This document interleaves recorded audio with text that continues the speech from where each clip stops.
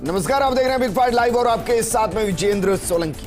सवाल यह है कि क्या अब देश में जनसंख्या नियंत्रण के कानून के लिए माहौल बनाया जा रहा है और क्या इसके लिए संघ प्रमुख का बयान ये बताता है कि आने वाले चुनाव में बीजेपी का एजेंडा क्या होगा, या फिर अब देश में बीजेपी क्या करने की दिशा में माहौल बना रही है।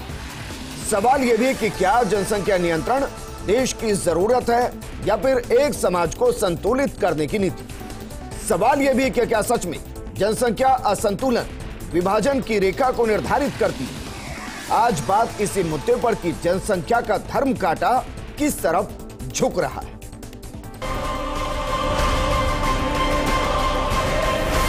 देश में जनसंख्या असंतुलन की उनके बयान बदलते रहते हैं।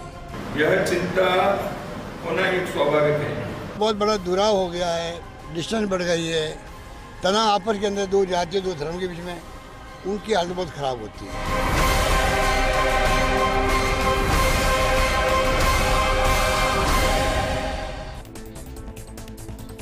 प्रोग्राम में आगे बढ़े उससे पहले आपको यह बताते हैं कि देश में प्रजनन दर की हकीकत क्या रही है, यानी कि हिंदू वर्सेस मुसलमान की दर क्या रही।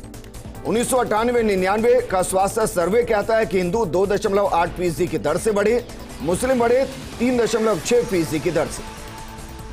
वहीं अगर सर्वे में बात करें 2005-2006 की, तो आंकड़ा बताता है कि हिंदू 2.59% की दर से बढ़े, मुस्लिम बढ़े 3.4% की दर से। इससे आगे बढ़ते हैं, बात करते हैं 2015-16 की। इसमें स्वास्थ्य सर्वे कहता है कि हिंदू 2.13% की दर से बढ़े हैं, जबकि मुस्लिम बढ़े हैं 2.61% की दर से। इसे आगे बढ़कर 2019-21 के स्वास्थ्य सर्वे की बात करते हैं।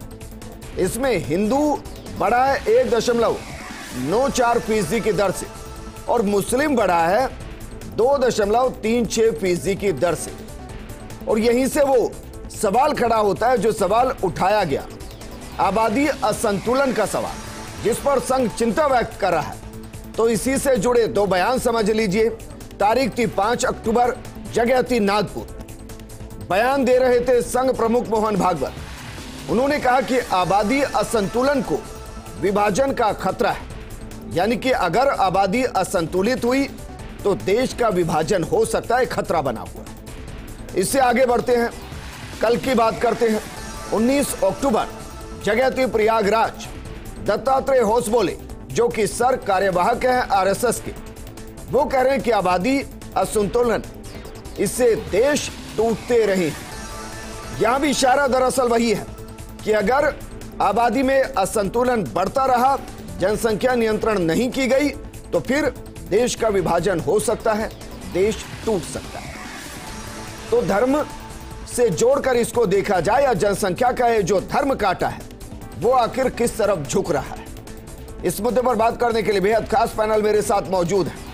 हमारे साथ मौजूद हैं बीजेपी विधायक रामलाल शर्मा जी, कांग्रेस नेता स्वर्णिम चतुर्वेदी जी, धर्मगुरु धन्ना पीठाधीश्वर मुनीश्वर दास जी, हमारे साथ मौजूद है मुस्लिम स्कॉलर सादत अली जी और विषय विशेषज्ञ विक्रांत सिंह जी। रामलाल शर्मा जी, शुरुआत आपके साथ सर, आपको क्या लग रहा है ये धर्म का कांटा किधर झुक रहा है जनसंख्या नियंत्रण के माध्यम से? देखिए विजेंद्र जी, ये धर्म का कांटा नहीं है, ये वास्तविकता है, हकीकत है और इसको स्वीकार सभी को करना चाहिए। आज देश के अंदर जनसंख्या जिस तीव्र गति से बढ़ रही है, उससे बढ़ती हुई जनसंख्या और घटते हुए प्राकृतिक संसाधन, ये हम सब के सामने एक चुनौती है जी। बेरोजगारी, भुखमरी, रोजगार, ये एक चुनौती आने वाले समय में सामने आने वाली है जी। और इसको समाधान का एक ही रास्ता है कि हमें जनसंख्या नियंत्रण करना ही चाहिए जी। और सर बयान को आप समझ नहीं पा रहे हैं। चलिए मैं दोबारा उस बयान की बात करता हूं, 5 अक्टूबर के और 19 अक्टूबर के। सर कहा यह गया कि जनसंख्या असंतुलन विभाजन की रेखा को रेखांकित करता है, बंटवारे की तरफ लेकर जाता है। अब जरा बताइए कि जनसंख्या असंतुलन का मतलब क्या और उसमें विभाजन का खतरा क्या? देखिए विजेंद्र जी, इतिहास इस बात का साक्षी रहा है कि जिस तरीके से हिंदुस्तान का बंटवारा जो हुआ था, वो बंटवारे के इतिहास इस बात के साक्षी है कि उसका आधार क्या था। राजनीतिक महत्वाकांक्षा वाले लोगों ने सिर्फ राजनीतिक महत्वाकांक्षाओं को पूरा करने के लिए धर्म के आधार के ऊपर बंटवारा करने का एक तरीके से काम किया जी। और ये इतिहास के पन्नों के अंदर भी इस बात को इंद्राज किया गया। आज भी यदि जनसंख्या को नियंत्रित नहीं किया गया तो आने वाले समय में सबसे बड़ी चुनौती है देश अखंड रहे, देश एक रहे। और तो आप ये कह रहे हैं रामलाल शर्मा जी, आप ये कह रहे हैं कि अगर एक समुदाय की आबादी बढ़ गई, एक निर्धारित रेशो से ज्यादा बढ़ गई, तो वो देश को बांटकर दूसरा देश मांग लेंगे। यानी कि इस वक्त वो राष्ट्रभक्त नहीं है, वो सिर्फ इंतजार करेंगे हमारी आबादी कब बढ़े और हम एक अलग देश मांग ले। अब संदेह पैदा कर रहे हैं उन पर। विजेंद्र जी, इस देश के अंदर राजनीतिक महत्वाकांक्षाओं की प्राप्ति करने के लिए पार्टियों ने किस तरीके से वोट बैंक के रूप में इस्तेमाल करने का काम किया है, ये सब जानते हैं। लेकिन जो चुनौती हमारे देश के सामने है, उस चुनौती को निस्तारण करने के लिए कोई ना कोई पैमाना ऐसा तय करना चाहिए ताकि उन चुनौतियों से समय रहते समाधान की ओर हम आगे। मैं तो एग्री कर रहा हूं, जनसंख्या नियंत्रण होनी चाहिए, लेकिन जनसंख्या नियंत्रण इसलिए हो कि हमें एक खतरा है कि देश का विभाजन हो जाएगा। जनसंख्या नियंत्रण इसलिए हो कि एक समुदाय की आबादी इतनी ना बढ़ जाए कि वो बाकियों पर हावी हो जाए और एक अलग देश मांग ले। बस इस पर आपत्ति है। विक्रांत सिंह जी, क्या वाकई में ये बयान एक वो कंफ्यूजन पैदा नहीं करते, एक वो खाई पैदा नहीं करते जिसको पाटने की लगातार कोशिश की जाती है? हालांकि डर सही हो सकता है, मैं उस पर टिप्पणी नहीं कर रहा, लेकिन इस तरीके से देखिए विजेंद्र जी, एक विषय विशेषज्ञ होने के नाते मैं ये कहना चाहूँगा कि जनसंख्या नियंत्रण एक हम इसे राजनीतिक विषय ना बनाए जी। राइट, ये किसी एक धर्म से जुड़ा मुद्दा नहीं है। सब एक भारत की समस्या है। 1951 में हम 36 करोड़ थे, आज हम 140 करोड़ हैं, लगभग 4 गुना पॉपुलेशन हमारी बढ़ गई है। क्या एक समस्या नहीं है और इस पर हमें बात नहीं करनी चाहिए? जी, मुझे लगता है खुलकर बात करनी चाहिए। मुझे लगता है इसलिए बात करनी चाहिए क्या कि एक समुदाय बहुत तेजी से बढ़ रहा है, उसको रोकिए, वरना एक पाकिस्तान नया मांग लेगा। इस पर बात होनी चाहिए। धर्म और जाति से परे जाकर हम रिसोर्सेज के बेस पे से बात कर सकते हैं। फिर तो मुद्दा ही नहीं था। आप आइए ना, कहिए सबके लिए नीति लागू होती है, कोई समस्या नहीं है क्योंकि संसाधन सीमित है। विजेंद्र जी, मुझे जहां तक लगता है बयान को अगर सही तरीके से देखें तो उसमें यही कहा गया है कि सबके लिए समान कानून लागू हो। ऐसा नहीं किसी एक संप्रदाय या एक जाति के लिए कोई विशिष्ट कानून लाने की मांग चल रही है। वो कानून सबके लिए होगा और उसमें स्पष्ट रूप से कहा है कि सबके लिए स्वीकार्य हो। जी सर, फिर मैं पढ़ देता हूं। 5 अक्टूबर को कहा गया कि जनसंख्या असंतुलन देश को बांटने का खतरा पैदा करती है। 19 अक्टूबर को कहा गया जनसंख्या असंतुलन देश में विभाजन कर सकती है, ये डर पैदा करती है। अब जरा बताइए इसमें कहां समान चीजें हैं और इसमें इशारा किधर है? हमारे ऐतिहासिक, वैश्विक और राष्ट्रीय अनुभव भी हमें देखने पड़ेंगे। भारत का पार्टीशन धर्म के आधार पर हुआ था, यह एक स्वीकार्य, इस पर कोई विवाद नहीं होना चाहिए जी। इसके अलावा जैसे उन्होंने उदाहरण भी दिया और हम वैश्विक परिदृश्य को देखें, इंडोनेशिया, ईस्ट तिमोर का एग्जाम्पल हमारे सामने है, दक्षिणी सूडान का एग्जाम्पल हमारे सामने है, कोसोवो का एग्जाम्पल हमारे सामने है। तो उन उदाहरण से हमें सीखना तो चाहिए ना जी। तो आज भारत कम ऐसा लग रहा है कि उसी दिशा में धीरे धीरे आगे बढ़ रहा है जी। और अगर इसी तरह से जनसंख्या बढ़ती रही और हमने प्रयास नहीं किए और हम ये मतलब निकालूं मैं कि जनसंख्या एक समुदाय की इसलिए तेजी से बढ़ रही है या वो बढ़ा रहे हैं ताकि एक अलग देश बना सके? विजेंद्र जी, मैं वापस इसी आपके प्रश्न पर रेशो को वापस देखिए सर कि ऐसा नहीं है कि उनकी जनसंख्या में बढ़ोतरी हो रही है। सच्चाई है कि यदि ऐसा नहीं है, उनकी जनसंख्या में भी गिरावट है। यदि ऐसा नहीं है तो जनसंख्या नियंत्रण कानून आने से किसी को आपत्ति नहीं होनी चाहिए। और मैं वहीं आता हूं, आपत्ति किसी को नहीं, आपत्ति इस बात को लेकर है कि जब यह कह दिया जाए कि जनसंख्या असंतुलन देश को बांट देगी। विजेंद्र जी, भारत में केवल 2 समुदाय नहीं है, भारत में ईसाई भी हैं, भारत में सिख भी हैं, भारत में पारसी भी हैं, बौद्ध भी है, जैन भी है। हम उन सभी समुदायों को नजरअंदाज क्यों कर रहे हैं?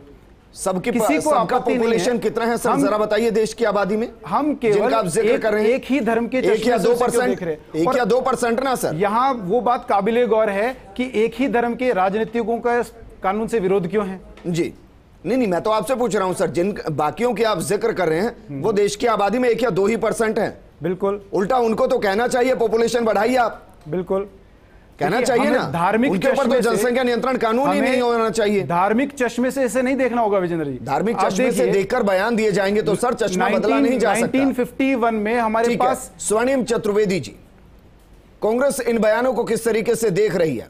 क्या इन बयानों के जरिए वो रेखा खींचने की कोशिश की जा रही है जिसका जिक्र अभी हाल ही में 22 के अंदर ही यूपी के अंदर किया गया 80 वर्सेस 20। देखिए विजेंद्र जी, मैं तो एक ही बात जानता हूं कि ये जो बयान आया है ये ना तो साइंस बेस्ड है ना डेटा बेस्ड है, केवल और केवल जो है, ठीक है बहुत लंबे समय से जो इनका आरएसएस का, सुनिए अब मेरे को बोलने दीजिए, मैं आपको सारी चीज क्लियर कर देता हूं। दिखाया ना हमने, मैं डेटा आपको बताता हूं, आप उसको क्लियर करिए। 1988 से लेकर अब तक पॉपुलेशन का परसेंटेज क्या रहा, बढ़ोतरी का परसेंटेज क्या रहा? आप ऐसे तो नहीं कह सकते ना कि डेटाबेस नहीं है सर। अब सुन लीजिए आप, देखिए कोई भी देश की अगर पॉलिसी बनती है, कानून बनता है तो डेटा बेस्ड होता है। पहले अब मैं आपने चूंकि इस तरह की बात की तो मैं डेटा बताता हूं आपको। अगर नेशनल फैमिली हेल्थ सर्वे अगर आप देखेंगे, जो डेटा जारी किया केंद्र सरकार ने अभी मई में, दो चरणों में सर्वे हुआ था, उसके अनुसार जो हमारी पॉपुलेशन रिप्लेसमेंट रेट है वो तो घट चुकी है। मतलब आपकी जो पॉपुलेशन रिप्लेसमेंट यानी कि जितनी पॉपुलेशन है एक पति पत्नी अपने को रिप्लेस करने के लिए अगली जनरेशन के लिए, तो आज वो 2.1 होनी चाहिए और 2.1 ना रह करके वो 2 रह गई है। ये सच्चाई है। और अधिकांश स्टेट, आप बिहार को छोड़ दीजिए, उत्तर प्रदेश को छोड़ दीजिए, मेघालय, मिजोरम, ऐसे ये 5 स्टेट हैं, इनको छोड़ दें तो इनकी जो है हमारी अब प्रजनन दर जो है वो तो 2 से भी नीचे जा चुकी है। यानी कि आपकी जो पॉपुलेशन आज है उसको अब आप आगे रिप्लेस नहीं कर सकते। पहली चीज़, अगर आप देश को सोच करके बनाएंगे तो आपको ये प्रजनन दर देखनी पड़ेगी, या फिर मैं ये समझता हूं कि आप किस तरह की पॉलिसी बनाना चाहते हैं। क्या कुछ वर्गों को आप कहेंगे कि आप ज़्यादा बच्चे पैदा किए, किसी को कहेंगे आप कम करिए? ये हो नहीं सकता। देखिए देश में एक ही चीज़ है, हमने देश को टूटते हुए देखा। जो बड़ी बड़ी बातें कर रहे हैं आज धर्म के आधार पर, जब जो देश बना था वो मात्र 30 साल में भाषा के आधार पर वापस टूटा। जब भी धर्म के आधार पर इस तरह के जो भी उन्माद फैलेगा तो वो भाषा के आधार पर फिर विभाजन होगा। ये तय है और सच्चाई है। दीजिए, इसको तो आप मानेंगे ना सर कि अगर एक तरीके से पॉपुलेशन बढ़ रही है तो वो उनकी बढ़ रही है जो या तो शिक्षित नहीं या जिनके पास संसाधन नहीं।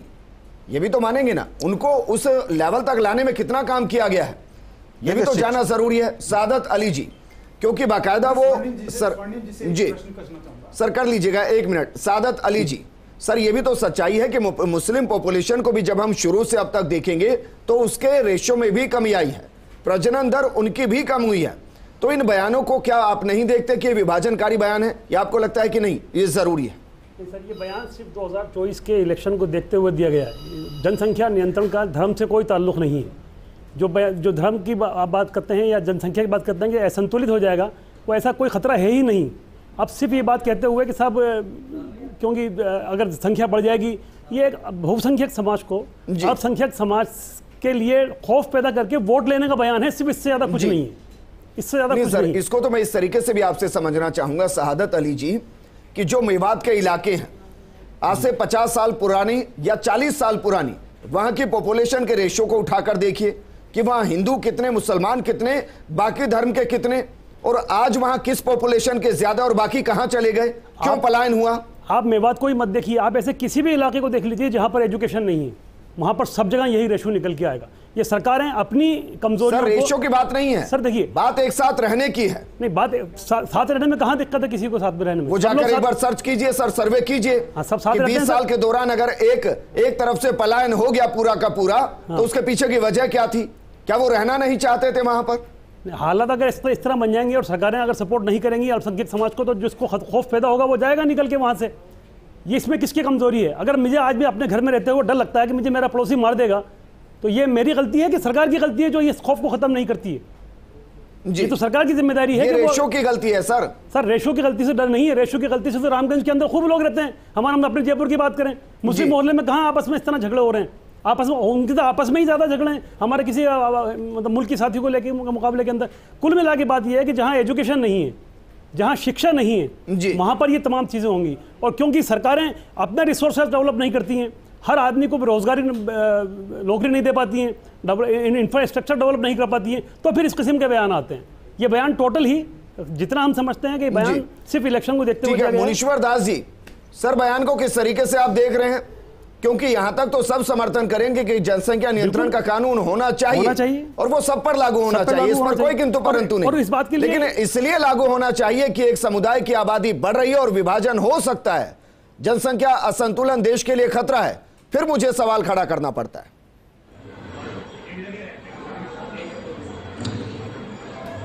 देखिए, वास्तविक बात आज यही है पूरे देश के अंदर में कि जहां जहां पे आज विशेष एक वर्ग की आबादी बढ़ी है, वहां बहुसंख्यकों को आज बहुत प्रताड़ित किया जा रहा है।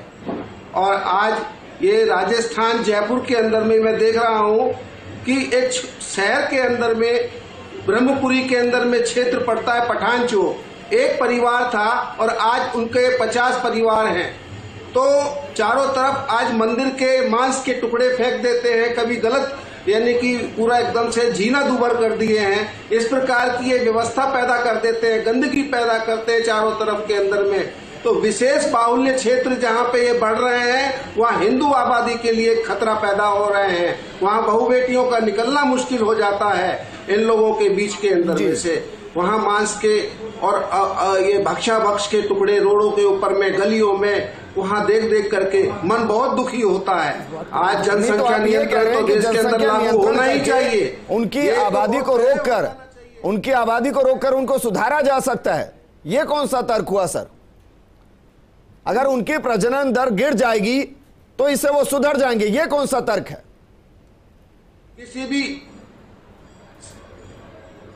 देखिए, किसी को सुधारने या उसकी बात नहीं है, बात है केवल एक विशेष धर्म के पीछे आज हमारे देश के 2 टुकड़े पहले ही हो चुके हैं, है ना। और वो इस्लाम, केवल इस्लामिक कंट्री अपने आप को कहते हैं। अरे तो हम लोग सनातन धर्मी हैं, हम लोग एक बार टुकड़ा दे चुके, 2 बार दे चुके, बार बार थोड़ी देते रहेंगे। और रहना है इस भारत के अंदर में तो समान नागरिक संहिता लागू हो करके और जनसंख्या नियंत्रण कानून लागू हो, और इसका हम स्वागत करते हैं। उसका कौन विरोध कर रहा है? उसका तो कोई विरोध नहीं कर रहा सर। उसके विरोध की तो बात ही नहीं है। बात तब शुरू होती है जब उसमें हम एक अलग से धर्म कांटा लगाते हैं।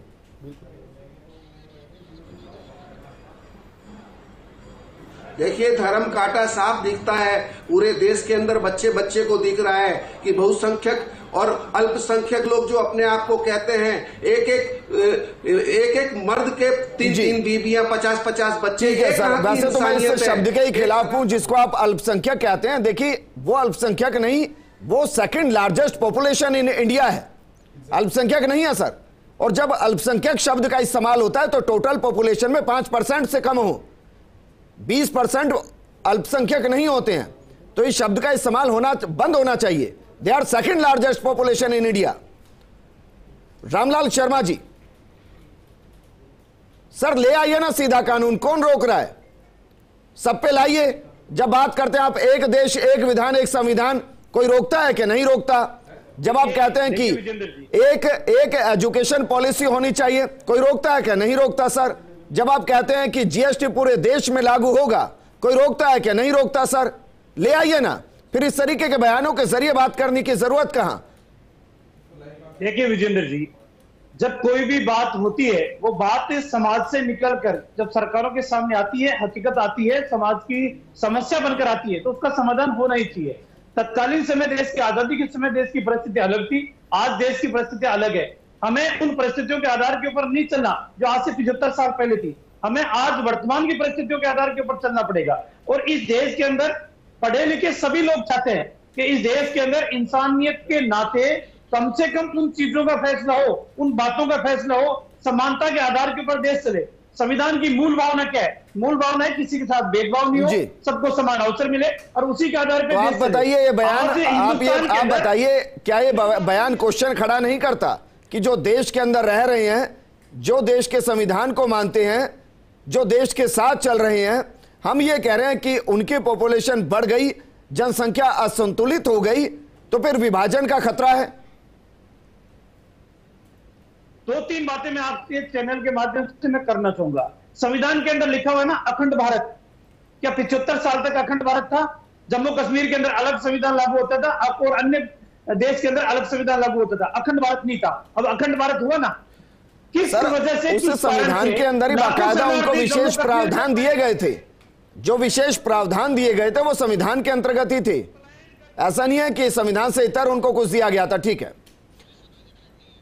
सादत अली जी, सर आप सच बताइए, क्या कोई विरोध है जनसंख्या नियंत्रण को लेकर अगर एक सही कानून आता है जो देश के हित में है? कतई विरोध नहीं है साहब, हम समर्थन करते हैं ऐसे कानून का जो बगैर धर्म का कांटा लगाए हुए लाया जाए। बिल्कुल लाना चाहिए। सबको समान अवसर मिलने चाहिए, सबको समान शिक्षा मिलनी चाहिए। इसमें कहाँ किसी को तो चलिए बयानों को छोड़ देते हैं, आप ये बताइए, अगर बीजेपी या केंद्र सरकार जनसंख्या नियंत्रण का कानून लाती है जी, मंशा कुछ भी हो, स्वागत करेंगे? स्वागत करेंगे, स्वागत करेंगे। विक्रांत सिंह जी, अब कहिए आप सर, अगर क्या उसमें कहना किंतु परंतु या जी। कोई कंडीशंस डालते हैं तो फिर रिएक्शन जिसका जो है वो आपके सामने आएगा।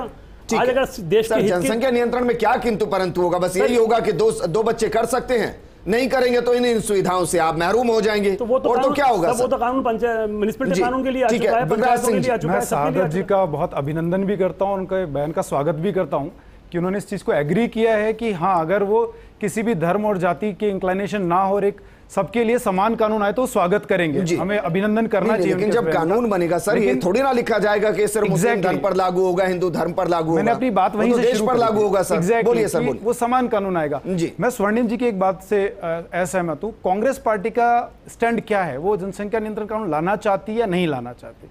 1951 में 36 करोड़ हमारी पॉपुलेशन थी, 81 में वो 68 करोड़ हो गई, और वो 70 का दशक वो था जब कांग्रेस ने परिवार नियोजन के कार्यक्रम इस देश के ऊपर थोपे थे, जबरन थोपे थे। आज हम 140 करोड़ हैं तो वहां कांग्रेस इस कानून का विरोध कर रही है। जी ठीक है, स्वर्णिम जी एक ही लाइन में जवाब दीजिए सर, क्लोज करना। अगर ऐसा कानून आता है, समर्थन करेगी कांग्रेस?